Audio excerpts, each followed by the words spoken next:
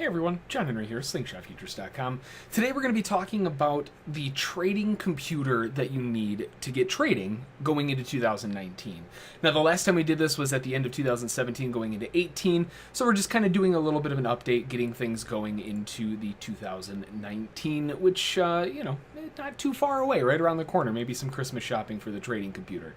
So largely, a lot of things kind of stay the same, right? The big thing that we need to really consider comes in three different things. We've got the processing speed, we have the graphic cards that drive the monitors that you need, and then we also have the RAM. Those are the big three things. So first of all, what we really need to kind of decipher is, how big of a system are we going with? Are we going with something that you want 6 monitors on? Are we doing something that's only like a 2-computer setup, or a 2-monitor setup rather? So first things first, we have to kind of have an idea of what we're looking to do. Now, generally speaking, for most traders, 3 monitors is usually pretty good. I know it's always fun to have the 20-monitor array and, a wall of TVs and stuff, but realistically speaking, for normal humans, 3 monitors or so really isn't that big of a deal. For me personally, I use 6. Right around there, between 3 and 6 is a pretty good spot to be. Even 2, if you're only used to 1 monitor, upgrading to 2 will change your life.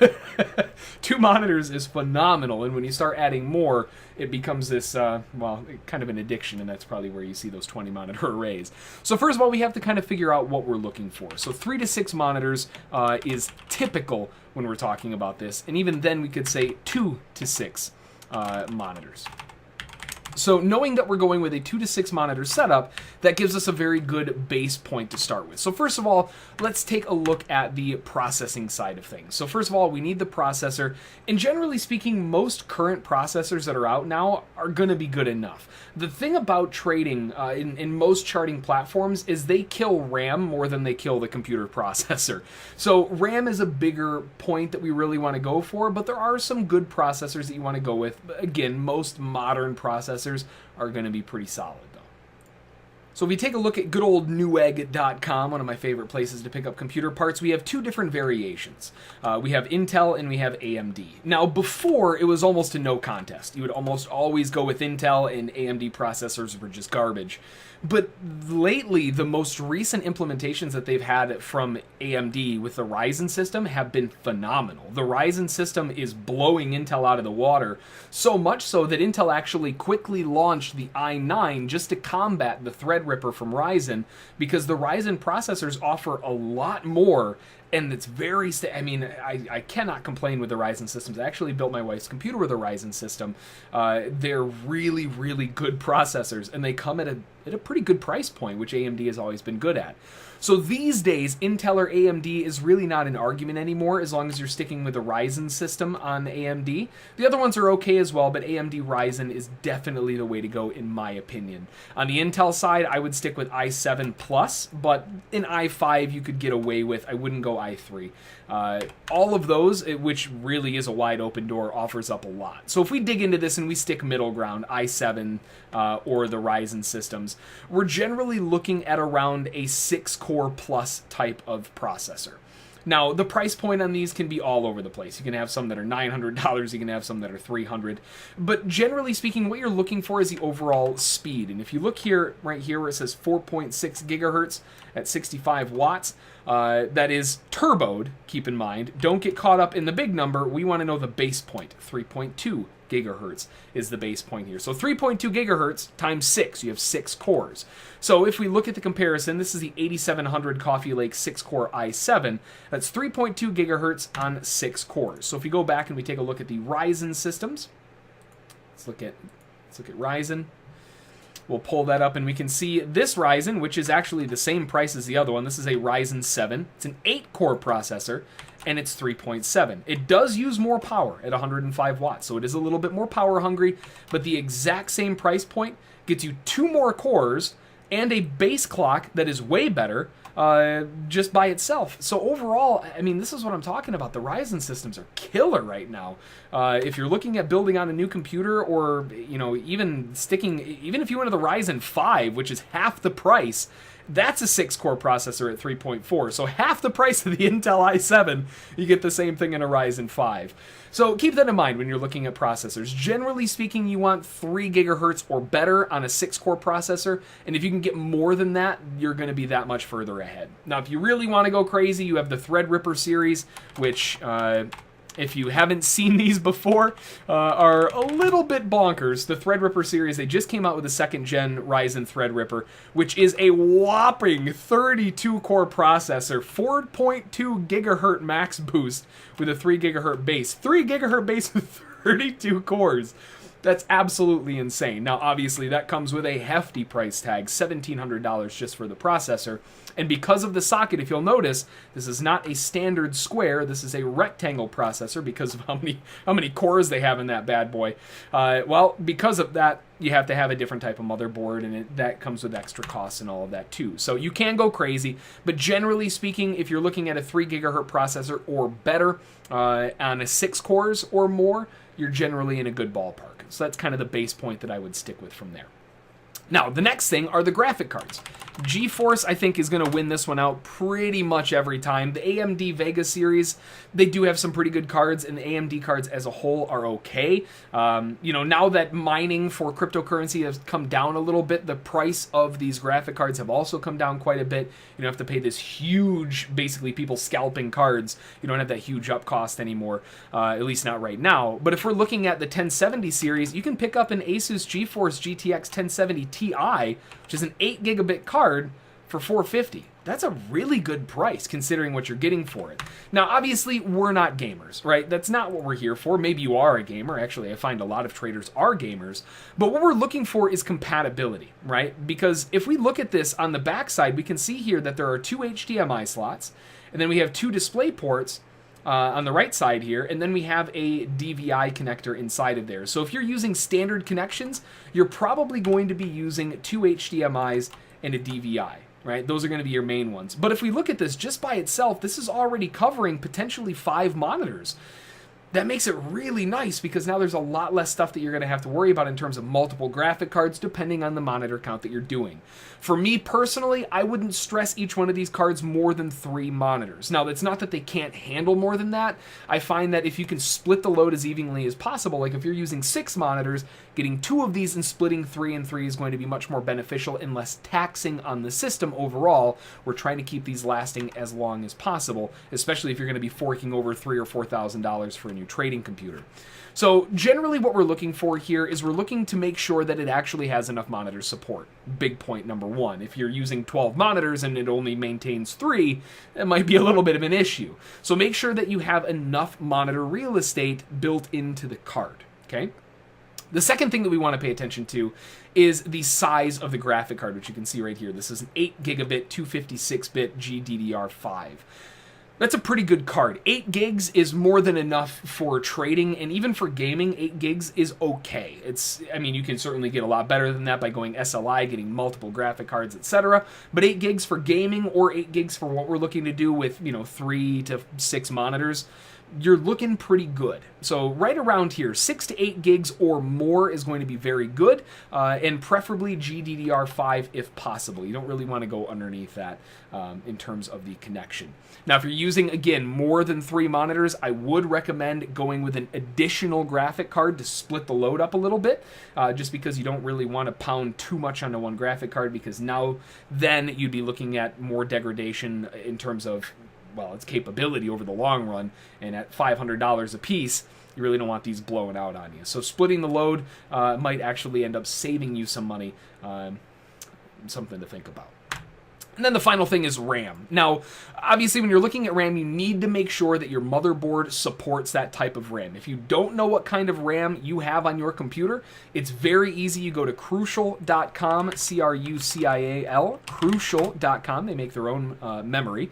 And what you do is you download their application, and it will figure out which one works for your computer, which is right here. Find a 100% guaranteed compatible upgrade. So all you have to do is select your computer or a motherboard, and you go from there. That's very, very helpful, especially if you're not a big computer person. This is a way that you can go in and you can, go from there. But let's say as an example, maybe you don't know what your computer or motherboard is. Makes it even easier. All you have to do is download their scanner tool, and it will do all the work for you. Very, very easy. It'll pull it up. It'll pull up all the results. You'll even be able to buy it right from their page if you want to. So use their scanner if you do not know or are not 100% certain what kind of RAM that you need. Once you know the RAM, then things get very easy. You just go over to Newegg or Crucial or Amazon or whatever your favorite outlet store is, online or in person, whatever, and buy the RAM that you need.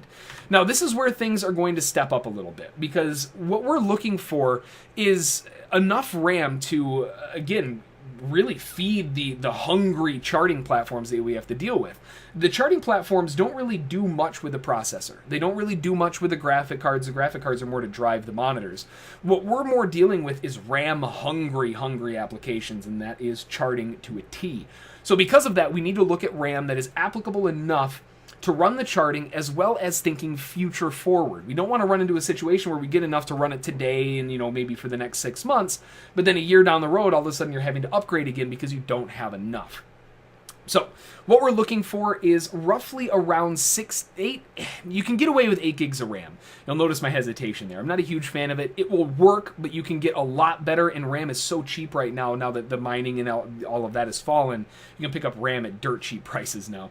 So going to a 16 gig setup is going to put you way farther ahead. You're going to be a lot better off going into the future. Over the next year, you still shouldn't have any issues. Even beyond that, you still shouldn't have any issues.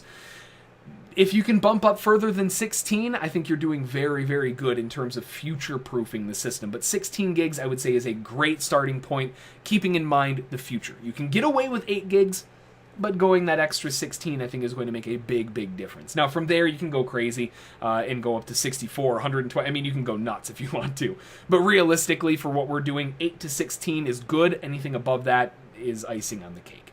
So just to recap what we're looking for here. So first of all, we have the processor, right? So for the processor, we need at least 3 gigahertz or better at 6 cores or more, right? So 6 cores plus. That's what we're looking for. 3 gigahertz better at 6 cores or more. Now again, we looked at the Threadripper. You can get a huge amount of processing cores if you need them. The other thing is the graphic card, right? The GPU. What are we looking for here? We're looking for 6 to 8 gigabits at GDDR5. Now, again, depending on when you're watching this, if it's the middle of 2019, things may have changed a little bit, but at this point of recording in December of 2018, a GPU at 6 to 8 gigs or better at GDDR5 plus is right around where you want to be looking for. And then we have the RAM. Now, the RAM, we're looking at 8 to 16 gigabits. Or more. And again, make sure that you use the scanning tool if you don't know what type of RAM you need, but that's really what we're looking for. Now, again, in terms of the GPU, one other thing to consider is if you're utilizing multiple monitors, if you're using 3, if you're using actually 4 or more, technically speaking, recommended to use 2 GPUs in SLI. Or the variation for AMD. SLI is GeForce specific. I pretty much always use GeForce personally, but you're looking at 2 GPUs to split the load. That's going to increase the longevity of the computer and make it last as long as possible. After all, if you're going to be dropping $3-4 grand in a computer, you don't want it to blow out in a week. Now, one other big part that isn't really part of the big 3, but definitely something to consider if you're upgrading your computer, double check your power supply. Your power supply is very, very important because your computer needs the power to run all the things that we're slamming into it. Like we were talking about with the Ryzen system, it's a little bit more power hungry. Just the processor alone is 100 watts, 105 to be exact. So if the processor by itself is 105 and you're using a 300 watt power supply, and then you want to slap a new GeForce card in there or 2, all of a sudden you don't have enough power.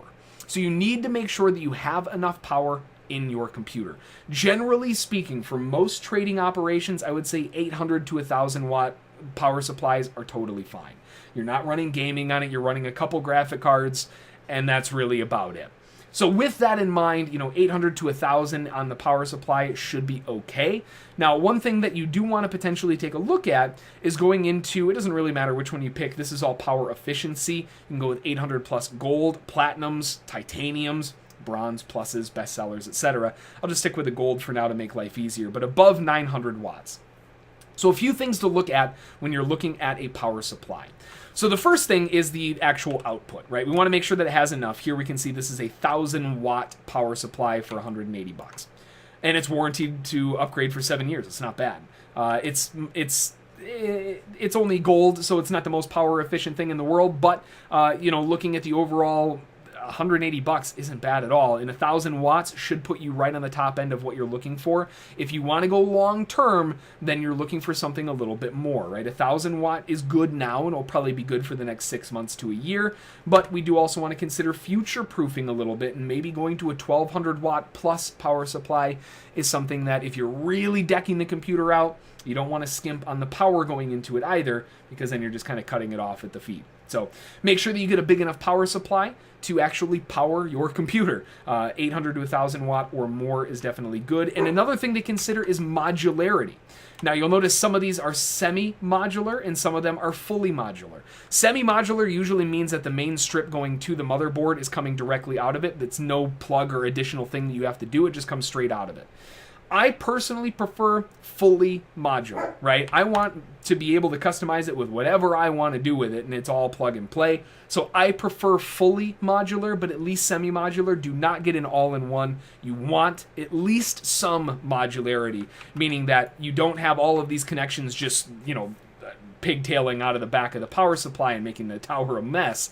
What that allows you to do is only plug in the things that you need, and anything outside of that, you just leave it open. Now, the nice thing about that is not just, it makes your case look nice, but because of the lack of extra cables and garbage floating all over the place, you're actually looking at heat efficiency as well, which, as long as you're maintaining good heat on the computer, it should last a good amount of time. So again, we're thinking long term because we don't want this to blow up on us, in a couple months. So going fully modular means that you're able to put in exactly what you need and no more. That leaves the case a little bit more open. And then something else to consider would be liquid cooling, and that would be for the processor or potentially the graphic cards. Liquid cooling, at least for the processor, can be a huge increase in terms of performance as well as long-term capability. So again, thinking long-term, it's not a necessary, but it is something to definitely consider as well. So that's going to do it for the trading computer overview. Hopefully you found something useful in here. Maybe you're already looking to, upgrade your computer or build out a holiday present list, something to maybe add to that list if you're looking to add some RAM or upgrade your computer, or maybe you're already looking at building a new one. Regardless, that's what we're looking at in terms of trading computers going into 2019 for the trading year. I hope you had a fantastic trading day today. As always, underneath the video, click that thumbs up button. Show us that you like the video and the content. Along with that, click subscribe so you're notified every time one of these videos comes out. And to make sure that you don't miss anything important, click the notification bell icon to the right of that so that you make sure that you're never going to miss anything important. Aside from that, that's going to do it. I hope you had a fantastic trading day today. I hope you have a fantastic week overall. Enjoy, and we'll see you in the next one.